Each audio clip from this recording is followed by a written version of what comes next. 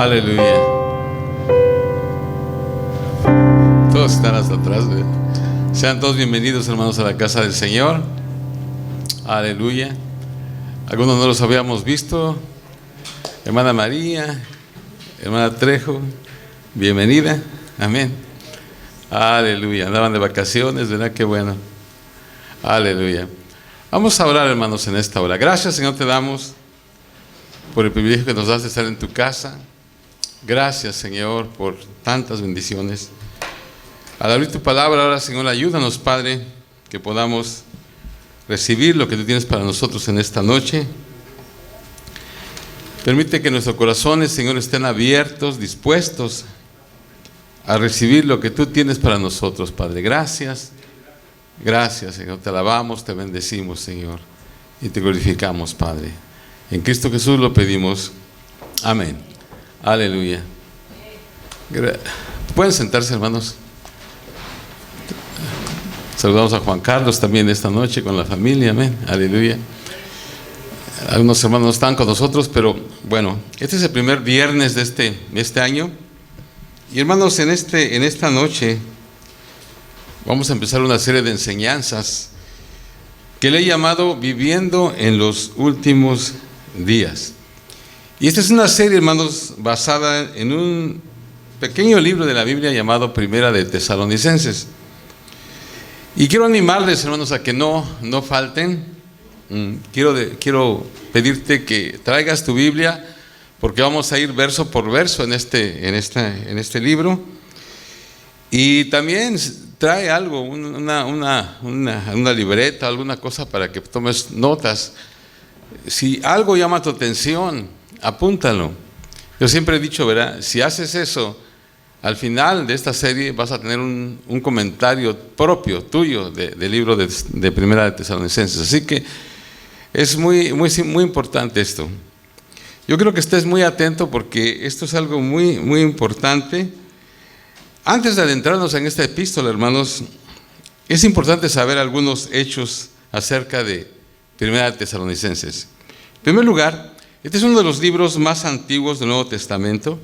Los eruditos de la Biblia lo ubican aproximadamente en el año 50-51 después de Cristo, lo cual significa que fue escrito solo 18 años después de la vida y muerte de Jesús. Y como tal, ¿verdad? Es una de las primeras fotografías que tenemos de la iglesia cristiana en el comienzo. Es de hecho nuestro documento misionero más antiguo. Los únicos libros que tal vez sean más viejos que Primera de Tesalonicenses son Gálatas y Santiago, los cuales pueden ser 1 o 2 años más antiguos. Otra cosa, este es uno de los libros más cortos del Nuevo Testamento. Contiene solo 79 versos, o sea, tú puedes fácilmente leerlo en unos 30 minutos. En tercer lugar, es uno de los libros más fáciles de entender. A diferencia de Romanos, no hay teología complicada que entender. Todo lo que Pablo escribe es claro, simple y directo. No es un tratado doctrinal que levanta preguntas difíciles. Es una carta corta a una iglesia joven. Ese también es uno de los libros más prácticos del Nuevo Testamento. En 5 cortos capítulos, Pablo trata con una serie de verdades. Algunos de los tópicos que él trata aquí son la conversión verdadera, que vamos a ver hoy, la integridad, la compasión, la palabra de Dios, las recompensas celestiales, sufrimiento, oración, pureza moral, trabajo duro, la segunda venida de Cristo, el rol espiritual de los líderes, tratando con gente difícil y el probar los dones espirituales. Ahora, por el hecho de que es tan claro este libro, es un gran libro para enseñar o para predicar. Es también un gran libro para los nuevos convertidos. O sea, cualquiera puede entender el mensaje de este libro. Ahora, déjenme darles algo de trasfondo que necesitamos saber.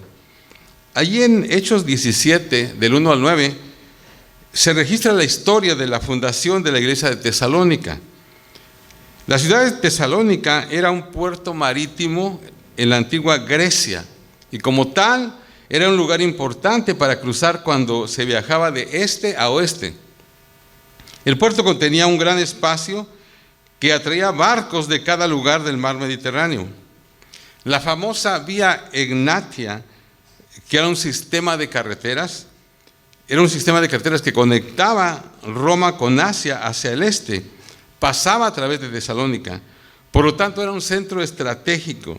O sea, cualquier cosa que pasaba ahí, pronto sería conocida en cualquier parte.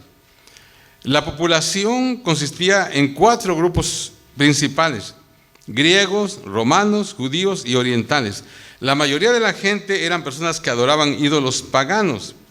El apóstol Pablo visitó Tesalónica en su segundo viaje misionero, y después de predicar en la sinagoga local durante 3 días de reposo, quizás como unos 15 días, él fue forzado a irse bajo la presión de los judíos, quienes agitaron a los hombres del lugar. Entonces el ministerio breve de Pablo ahí dio lugar a una pequeña congregación compuesta mayormente de griegos convertidos, junto con algunos creyentes judíos y algunas mujeres líderes en el pueblo. O sea, era claramente una congregación predominantemente gentil. Ahora, para entender esta carta, necesitamos conocer un importante hecho. Pablo dejó Tesalónica antes de lo que él realmente quería. Y su salida prematura causó que muchos de los creyentes jóvenes se preguntaran acerca de él y de su ministerio. Y algunos fueron tentados a renunciar a su fe bajo esta continua y fuerte presión. O sea, era una iglesia bajo mucha presión. Después de dejar Tesalónica, Pablo fue a Atenas. Desde Atenas él envió a Timoteo de regreso a Tesalónica para ver cómo estaba la iglesia. Mientras que él se fue solo a Corinto. Timoteo eventualmente le reportó a Pablo el estado de la joven iglesia.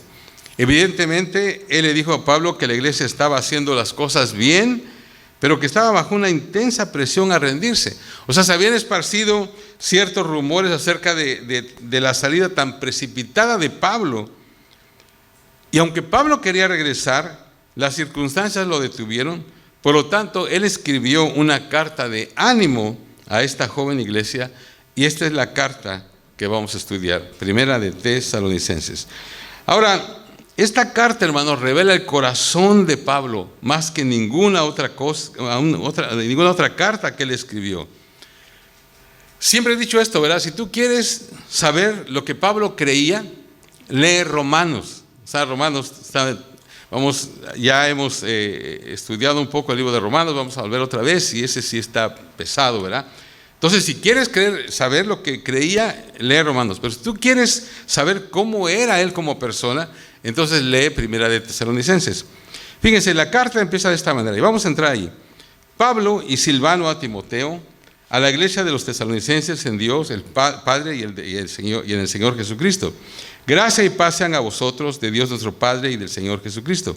Damos siempre gracias a Dios por todos vosotros, haciendo memoria de vosotros en nuestras oraciones, acordándonos sin cesar delante de Dios del Dios y Padre nuestro, de la obra de vuestra fe, del trabajo de vuestro amor y de vuestra constancia en la esperanza en nuestro Señor Jesucristo. Hermanos, qué animadoras debieron haber sido estas palabras de apertura a la joven congregación hecha enteramente de nuevos creyentes. O sea, todo lo que Pablo escribe está dirigido a levantar sus espíritus. Ellos eran la iglesia de Dios. Ellos conocían al Señor Jesucristo. Habían experimentado la gracia y paz de Dios. Pablo oraba por ellos. Él daba gracias a Dios por ellos siempre. Consideremos las actitudes cristianas que él menciona. Son muy importantes. Dice, la obra que procedía de su fe, el trabajo ocasionado por su amor y la constancia que fluía de su esperanza. Hermanos, estas 3 cosas describen la vida cristiana completa, la cual comienza con la fe, continúa con el amor y culmina en la esperanza de la vida eterna. O sea, si los tesalonicenses se preguntaban cómo se sentía Pablo acerca de ellos, y si fueron tentados a dudar de la obra de Dios en medio de ellos, solo necesitaban leer y releer estos primeros versos.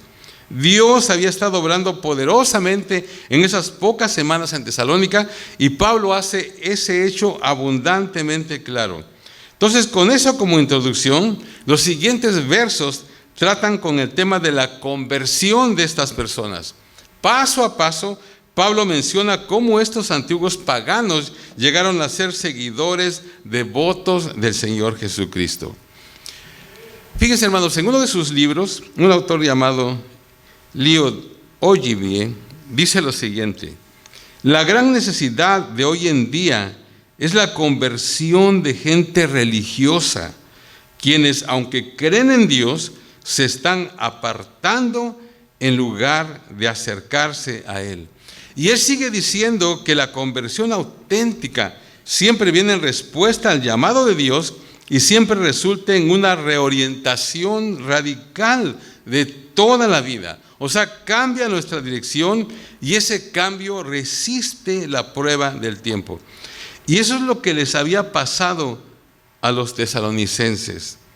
Hermanos, al revisar estos versos, tenemos que considerar si nosotros, hermanos, nos hemos o no verdaderamente convertido a Jesucristo. Y eso nos trae a una pregunta muy importante: ¿cómo se define un cristiano? ¿O cuál es la diferencia entre un cristiano y un miembro de una iglesia? Entonces Pablo, hermanos, empieza su disertación hablando de 3 verdades muy importantes con respecto a la conversión. Ponga mucha atención. En primer lugar, él habla de la preparación para la conversión. Como cualquier buen maestro, Pablo empieza desde el mismo principio. En estos 2 versos que vamos a considerar a continuación, Pablo contesta la pregunta: ¿qué necesita pasar primero? Y él da 2 respuestas. Para que una persona se convierta, 2 cosas necesitan pasar. Primero, algo del lado de Dios y luego algo del lado humano. Y el lado de Dios necesita siempre vivir primero. Entonces, el lado divino, dice el versículo 4, en la Reina Valera dice: porque conocemos, hermanos amados de Dios, vuestra elección. La nueva versión internacional dice: hermanos amados de Dios, sabemos que Él los ha elegido. Hermanos, esta es la pregunta, esta es la respuesta a la pregunta: ¿qué necesita pasar primero? La respuesta es: Dios necesita escogerte. En términos teológicos, esta es la doctrina de la elección, la cual simplemente significa que Dios escoge a aquellos que van a ser salvos. Escúcheme esto: la salvación empieza con el hecho de que Dios nos elige, no que nosotros elegimos a Dios. Ahora, aunque algunas veces nosotros nos perturbamos, ¿verdad?, con esta verdad, no debería inquietarnos en lo absoluto. Algunas veces parece como que la elección es una elección arbitraria, en donde se eligen unos sobre otros, pero no es así. La Biblia enseña que esa elección surge o emerge del amor de Dios. Es por eso que Pablo llama a estos nuevos creyentes hermanos amados de Dios. Fíjense, la elección, hermanos, no es un instrumento para enviar a las personas al infierno, sino para rescatarlas de ahí. No voy a decir que entiendo todos los misterios de esta doctrina, pero me enseña 2 cosas de seguro. En primer lugar, la salvación es una obra de Dios y no de hombres. Y en segundo lugar, todos los verdaderos creyentes están eternamente seguros. Entonces, en el lado divino, la conversión empieza con la obra de Dios en la eternidad, su elección de salvar hombres y mujeres. Y luego viene el lado humano, verso 5, porque nuestro evangelio les llegó no solo con palabras, sino también con poder, es decir, con el Espíritu Santo y con profunda convicción. O sea, Pablo inmediatamente agrega la parte humana de la conversión.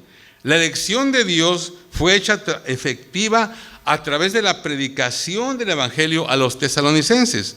La palabra fue predicada con el poder del Espíritu Santo, produciendo una profunda convicción en los corazones de los oyentes.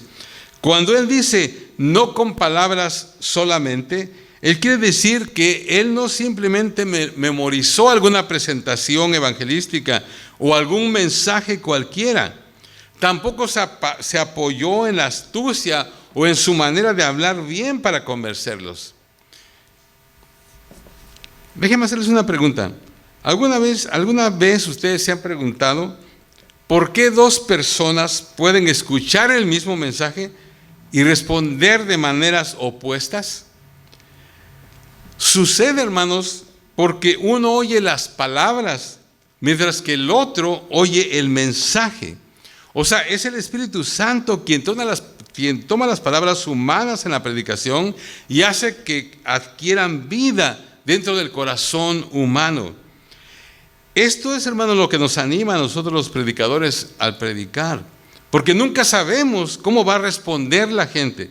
Todo lo que sé es que al estar predicando, Dios promete que su palabra nunca volverá vacía. Siempre llevará a cabo su propósito, pero nunca yo sé por adelantado a quién va a tocar, ¿verdad?, el sermón. Es por eso que debemos orar por la predicación de la palabra, que sea acompañada por el poder del Espíritu Santo, porque sin ese poder, aún el mejor predicador no hace nada para cambiar el corazón humano. Entonces, la preparación para la conversión. En segundo lugar, Pablo habla ahora de la evidencia de la conversión. Pablo se mueve a la evidencia. En estos versos él contesta la pregunta, ¿qué es lo que debemos buscar? O sea, ¿qué es lo que se debe de buscar en la persona como una evidencia de que es convertido? Hay tres respuestas a esta pregunta y todas giran alrededor de cómo tú respondes a la palabra del Señor. En primer lugar, fíjate, ellos recibieron la palabra. Verso 6. Y vosotros vinisteis a ser imitadores de nosotros y del Señor, recibiendo la palabra en medio de gran tribulación, con gozo del espanto. O sea, notemos esta pequeña frase, en medio o a pesar de gran tribulación, a pesar de que sufrieron mucho, a pesar de gran sufrimiento que les trajo. Esta palabra literalmente significa el ser presionados al límite.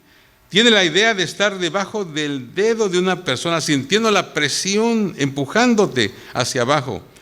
Recibiendo, tiene la idea de abrir tu casa y corazón a otra persona. En este caso, significa que los tesalonicenses estuvieron tan gozosos de ser salvos que no podían ser detenidos, aún por la persecución. Hermanos, se dice, ¿verdad?, que esto normalmente no se ve aquí en este país. Esto de las persecuciones y todo, se ve en lugares a donde el ser cristiano realmente cuesta algo.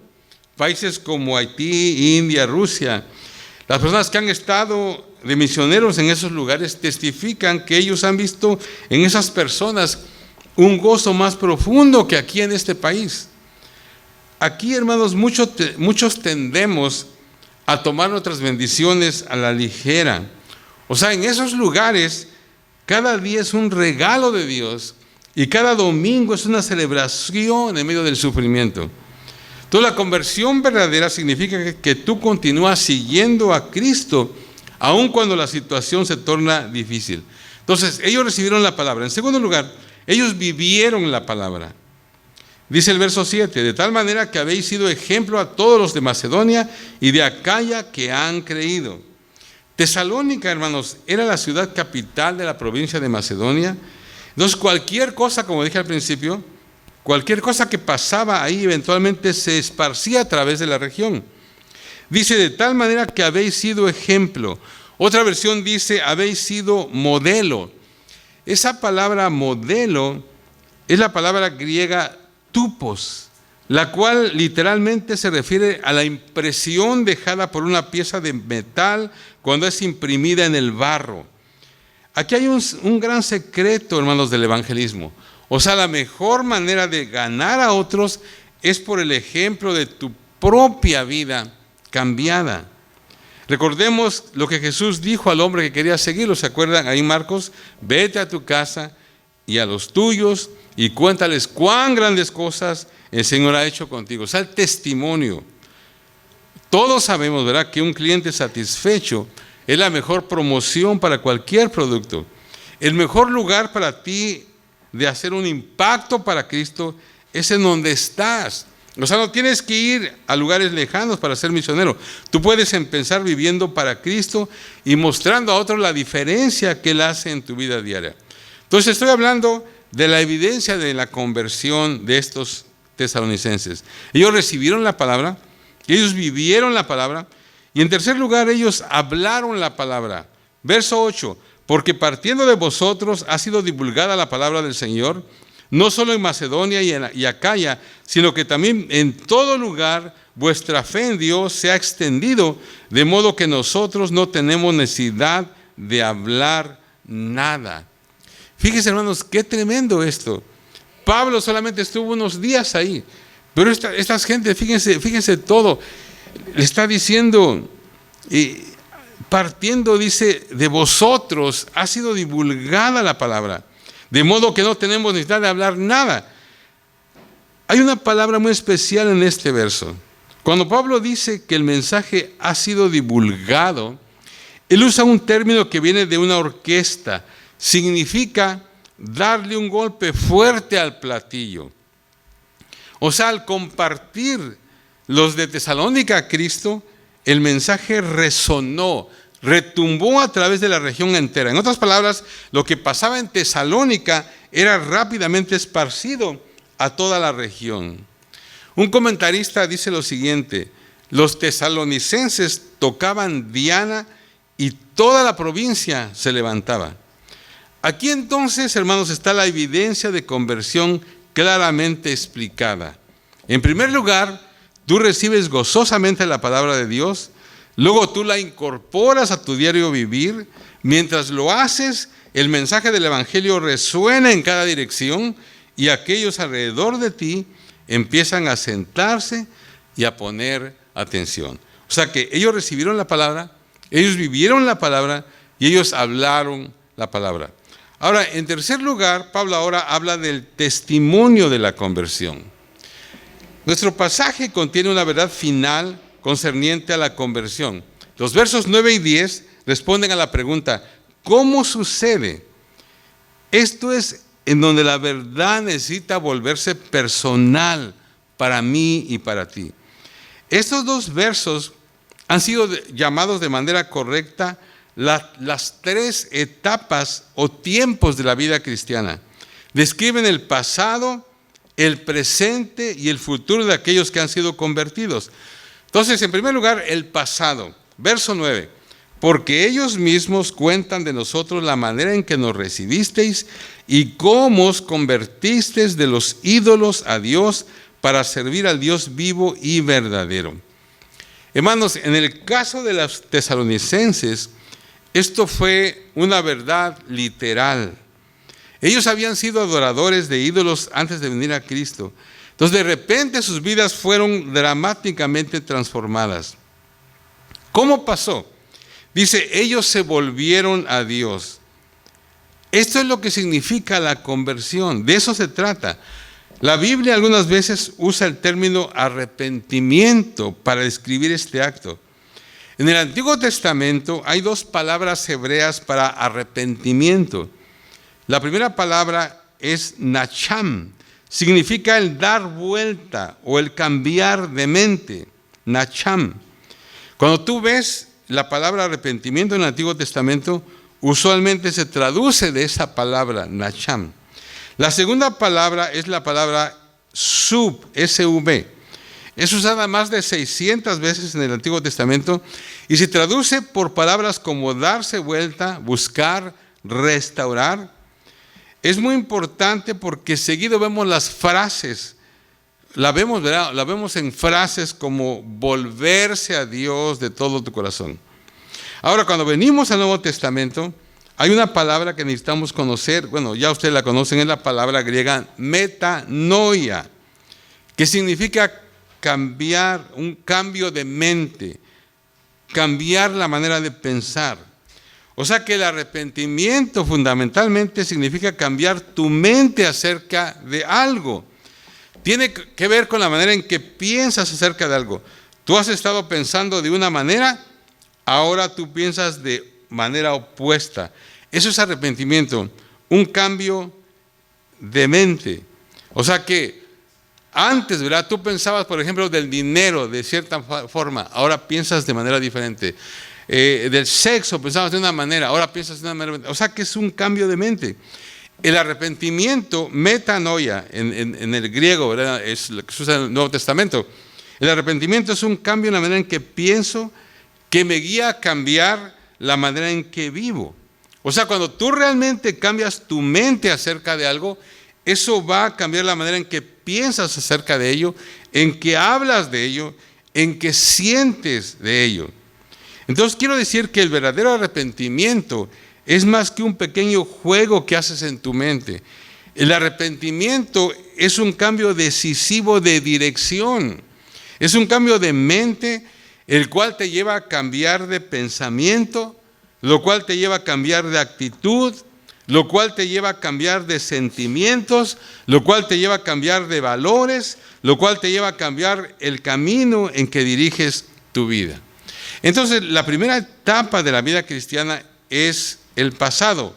Hubo un cambio, nos convertimos de lo que éramos a lo que ahora somos. En el caso de los tesalonicenses, dice que se convirtieron de los ídolos. Ahora, hay una segunda cosa, en el presente ahora. El verso 9 sigue diciendo, para que se convirtieron de los ídolos, dice, para servir al Dios vivo y verdadero.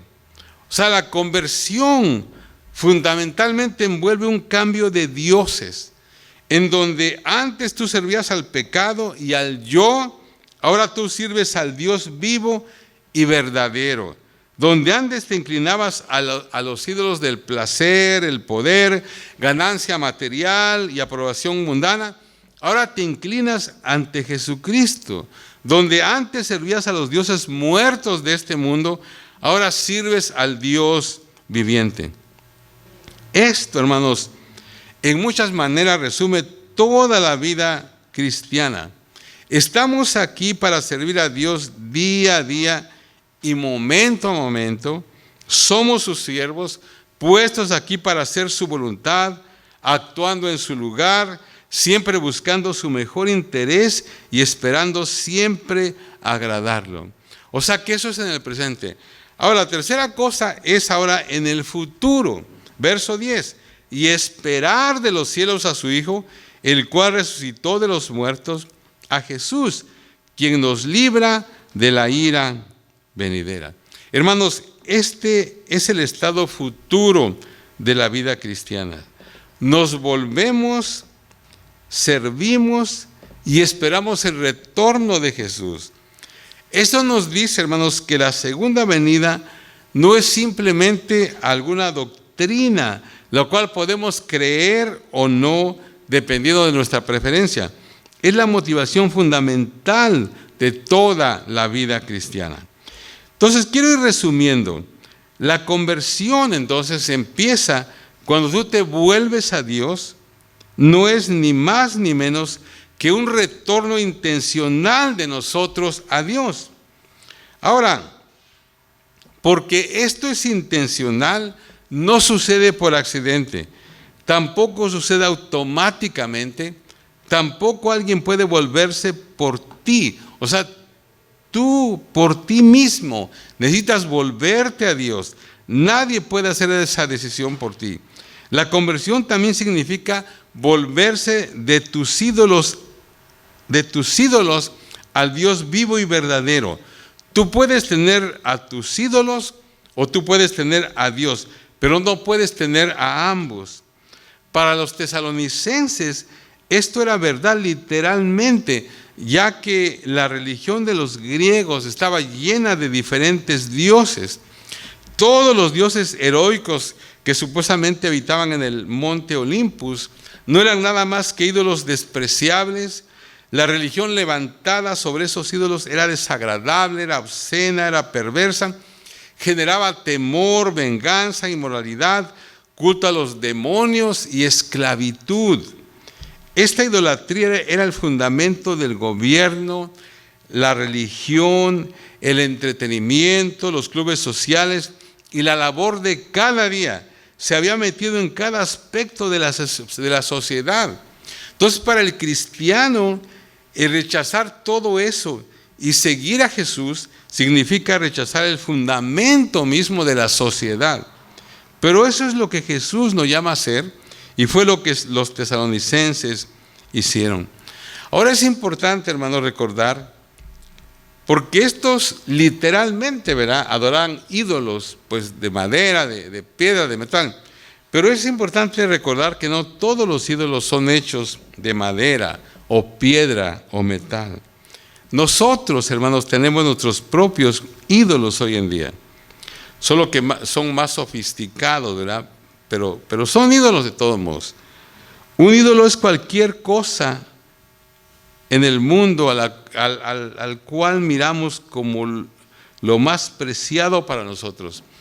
Puede ser el trabajo, la casa, el auto, un título, una posición o una posesión. Cualquier cosa de estas puede volverse un ídolo cuando miramos a ellos para sentirnos que somos o que valemos algo.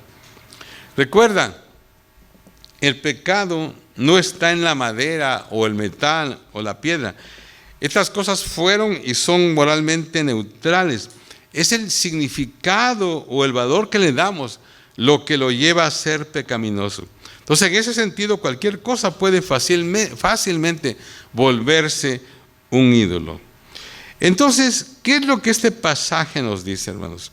Déjenme resumir en pocas palabras lo que este pasaje nos dice a nosotros. En primer lugar, la conversión es un acto de Dios que empieza en la eternidad con la elección de Él a nosotros. Él nos elige. En segundo lugar, esa elección se hace real en mi vida por la proclamación del Evangelio, por el Espíritu, dando poder a hombres y mujeres quienes hablan con completa convicción. En tercer lugar, la conversión nos guía a un cambio radical de vida, la cual se construye al recibir, vivir y hablar la palabra de Dios. En cuarto lugar, la conversión, por lo tanto, significa un cambio revolucionario en mi vida, un cambio de los ídolos al Dios vivo y verdadero. Y en quinto lugar, la conversión nos lleva a una vida de servicio a Dios y a una paciente espera por el retorno de Jesús. Entonces la pregunta, hermanos, obligada en esta noche es: ¿te has convertido? O sea, ¿estás convertido? Déjeme resumir otra vez. ¿Qué es la conversión? Cambiar la dirección de mi vida, soportar la prueba del tiempo. Cambiar la dirección de mi vida, soportar la prueba del tiempo. Piensa en esto. Piensa en esto. A menos de que estés convertido, nunca irás al cielo. A menos de que estés convertido, nunca irás al cielo. ¿Cómo puedes convertirte? La respuesta es simple. Necesitas transferir tu confianza en ti mismo y ponerla totalmente en Jesucristo.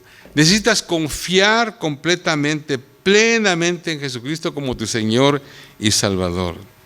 Hermanos, la vida cristiana comienza con la conversión. Sin conversión no hay vida cristiana. Y si no estás convertido, no eres cristiano. Hermanos, yo sé que aquí, ¿verdad?, van a decir, todos somos convertidos, todos somos cristianos.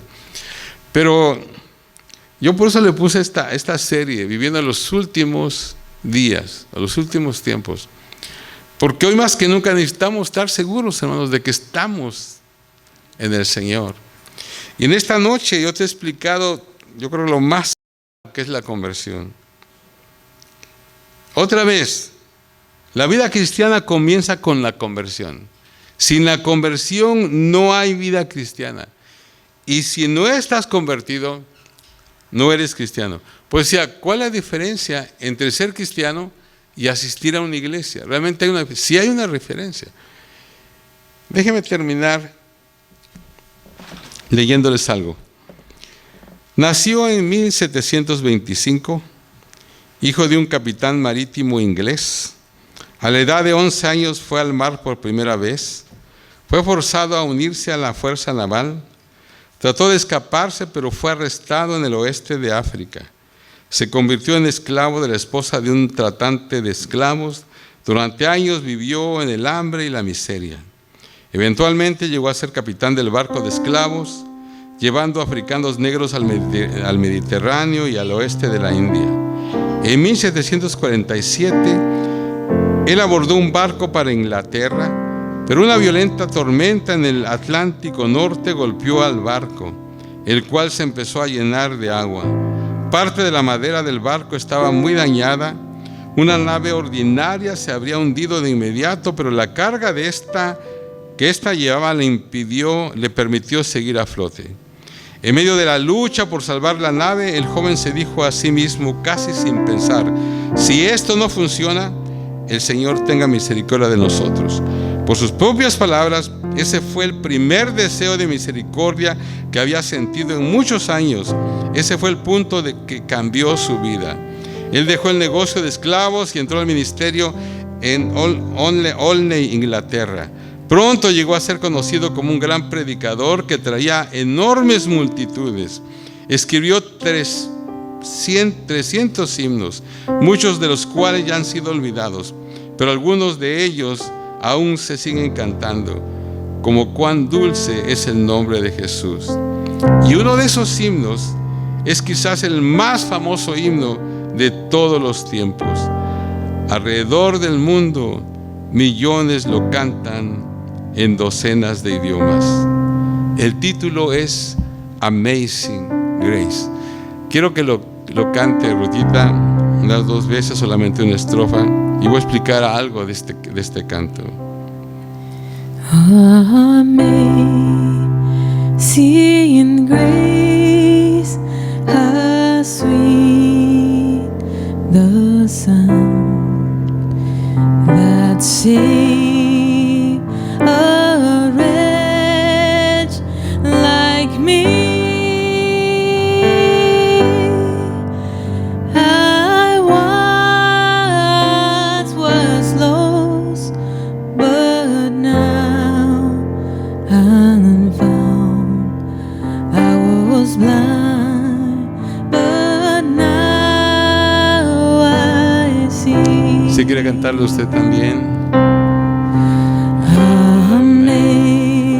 Amazing grace, how sweet the sound that saved a wretch like me. I once was lost, but now I'm found. I was blind, but now I see. Quiero mencionar una palabra que usa este autor. Esa palabra wretch, ¿verdad? That saved as wretch. Esa palabra, hermano, se traduce como miserable, desafortunado, desgraciado, infeliz, vil, despreciable. Se dice que en una ocasión este hombre, John Newton se llama, estaba en una iglesia y alguien cantó su canto, pero en lugar de usar esa palabra wretch, usó otra palabra que significaba solamente como una alma, como yo. Y este hombre le dijo: espérate, eso no fue lo que yo escribí, tienes que cantarlo como es, porque que la gente, dijo, se dé cuenta de lo que yo era: un miserable, un desafortunado, un infeliz, un despreciable. Y antes de morir, este hombre preparó su propio epitafio, el cual leía de esta manera: John Newton, en un tiempo infiel y libertino, un siervo de esclavos en África, fue por la rica misericordia de nuestro Señor y Salvador Jesucristo preservado, restaurado, perdonado y comisionado a predicar la fe que por mucho tiempo Él se empeñó en destruir. Hermanos, eso es lo que Dios puede hacer. O sea, esa es la verdadera conversión. Es lo que Mucha gente que tal vez viene a las iglesias necesita ahora mismo. Hermanos, el Señor en esta noche nos urge devolvernos de los ídolos de nuestro corazón a Él. Toda la invitación en esta noche es: vuélvete al Señor y dile: Señor Jesús, pongo mi confianza en ti como mi Señor y Salvador. Póngase de pie, hermanos, vamos a orar. Amén.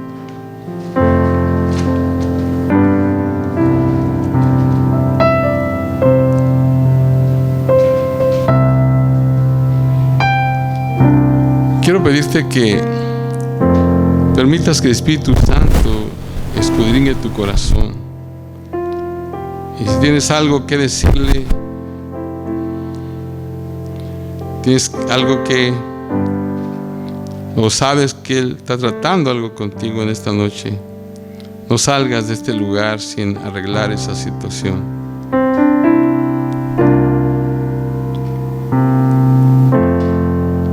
Que tú salgas de este lugar con la seguridad: Señor, gracias porque estoy convertido, Señor. Gracias porque me he vuelto de los ídolos de mi corazón a ti, Señor. Señor, gracias, Padre, por tu palabra, que es tan clara, Señor. Yo no pienso que haya aquí alguien que no haya entendido. Gracias por esta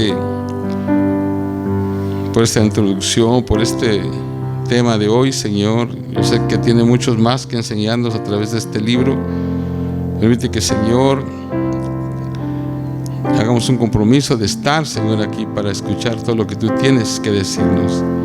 Pero esta noche, Señor, ayúdanos, Padre. Escudriña cada corazón, Padre. Y Dios mío, ayúdanos a entender que necesitamos de ti, Señor. Y que haya una convicción en nuestro corazón de que realmente, Señor, nos hemos vuelto hacia ti. Si hay alguna cosa en nuestro corazón, algún ídolo, no tiene que ser de metal, de madera, de piedra, pero hay alguna cosa, Señor, en nosotros. Ayúdanos, Señor. Y que, Dios mío, el ejemplo de estos tesalonicenses sea para nosotros, Señor, algo grande. Ellos lo hicieron. Ellos dieron testimonio, Señor, de su conversión. Ayúdanos a nosotros en esta noche, Padre. Gracias. Gracias, Señor. Gracias. ¿Por qué no cantamos una vez más? Amén. Sí, Señor.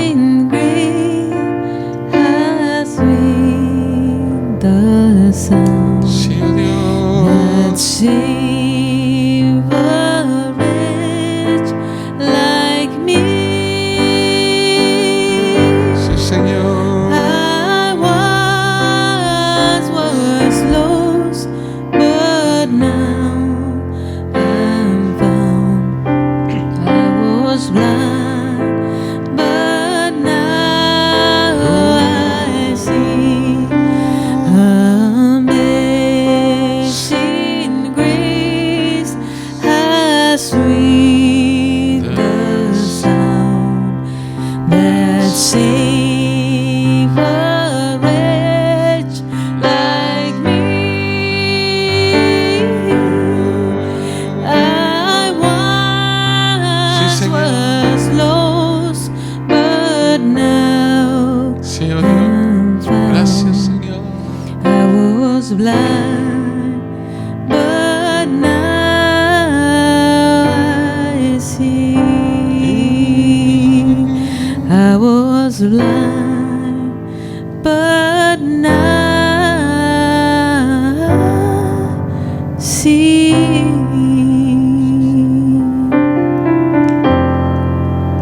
Gracias, Señor.